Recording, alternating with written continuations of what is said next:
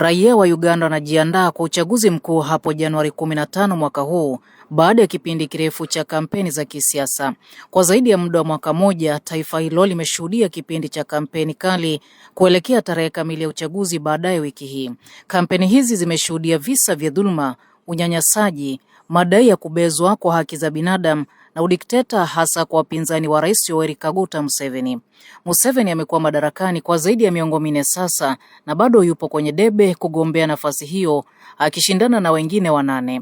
Miongoni mwa wapinzani wake wakuu ni Robert Kyagulanyi maarufu kama Bobi Wine, baada ya hasimu wake wa kisiasa Kizza Besigye akiwa bado kizimbani akishtakiwa kwa kosa la uhaini. Wachanganuzi wa masuala ya siasa wanasema kuwa kampeni hii imekuwa na athari kubwa kwa sekta mbalimbali, huku hali ya usalama ikiendelea kutilwa shaka zaidi kwa sekta ya uchumi na uwekezaji.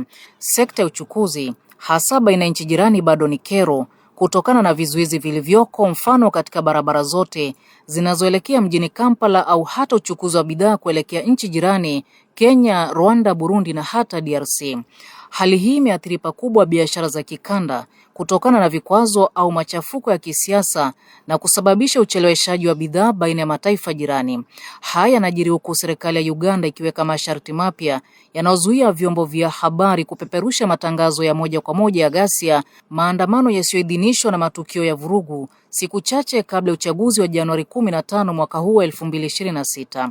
Kupitia agizo ambalo lilitolewa Januari 5 na Wizara ya Habari, Mawasiliano na Teknolojia, serikali imesema hatua hiyo inalenga kulinda usalama wa umma na kuzuia kuchochea taharuki wakati wa kipindi cha siasa. Mamlaka ya Mawasiliano Uganda UCC imeonya kuvichukulia hatua kali vyombo vya habari vitakavyokiuka agizo hilo na kusisitiza kuwa matangazo ya mubashara yanaweza kuchochea vurugu au kusambaza chuki.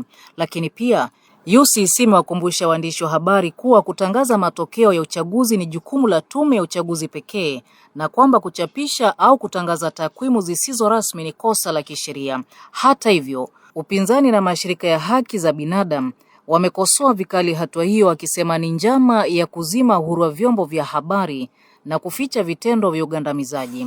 Kiongozi wa upinzani Bobi Wine anaishtumu serikali kwa kuendesha kampeni ya vitisho na kukamatwa kiholela na kutumia nguvu kupita kiasi kwa wafuasi wake. Nikiripotia Coco FM, mimi ni Janet Mumbi. Coco FM, ladha ya Pwani.